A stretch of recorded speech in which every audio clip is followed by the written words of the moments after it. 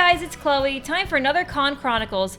I just got back from MomoCon in Atlanta. It was only my third out-of-state con and my first in 5 years, so I was really excited to go. And while I had done several group cosplays with the Silver Millennials and other friends, this was my first time doing a group cosplay for a contest. So we loaded into Miyusagi's car and set off on our girls' trip. We had a long drive to the con ahead of us, but things were already looking peachy. See what I did there?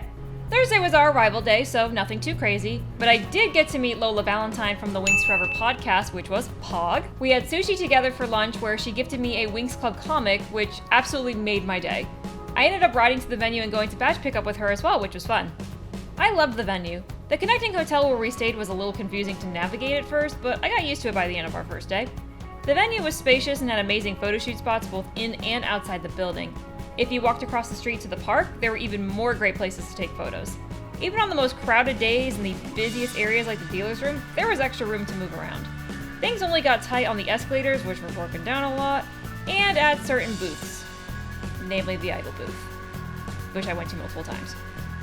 But also, with the CNN Center across the street and a Starbucks next to the park, among other food options, I felt like we had everything we needed for the weekend and didn't need to leave the con center that much. Programming was solid for the most part. Sunday didn't have much of a selection in terms of panels, but from my experience, that is pretty normal for conventions. In Momo's case, the Smash Ultimate Finals made up for that. I only made it to one panel anyway since I was busy photo shooting or hanging with friends off-site, but it was certainly memorable. Lola ended up taking over the Winx Club panel because the actual panelist was late. She got lost.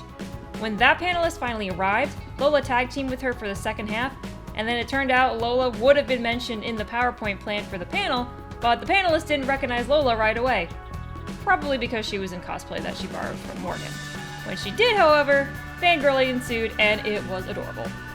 When I first walked into that panel, someone recognized my Rin Tosaka cosplay, and that was when I found out about the Fate group shoot happening later. I hadn't been to a fandom meetup in 5 years because those things never line up with the costumes I bring. I typically only bring one for each day because I'm normal. I forgot how much fun these meetups are, but I had a great time.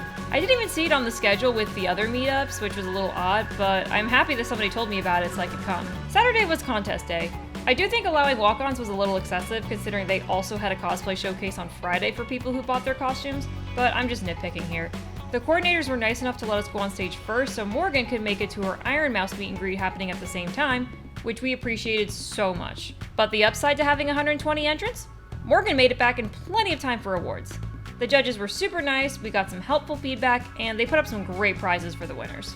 I had only visited Atlanta once before, and that was back in 2015 for a student broadcasting conference in college, so it was nice to explore another part of the city. In case you've never been to this con, we were in downtown Atlanta. Other highlights from the weekend include visiting the Georgia Aquarium. I was partial to the jellyfish since I used to cosplay from Princess Jellyfish and kinda want to again. And we made the all-important pilgrimage to Buc-ee's. And yes, we took a photo with the beaver. My friends are crazy about that beaver for some reason. I don't get it, but you guys do you. Overall, our Slimey weekend was a success. MomoCon was a 10 out of 10 experience and moves into the silver medal spot for favorite conventions, right underneath Hallmet. No bad habits that gave me the shivers, but with Morgan trying to go to Japan, I'm a mess at the thought of not coming back with the A-team next year. But I'm just thinking out loud.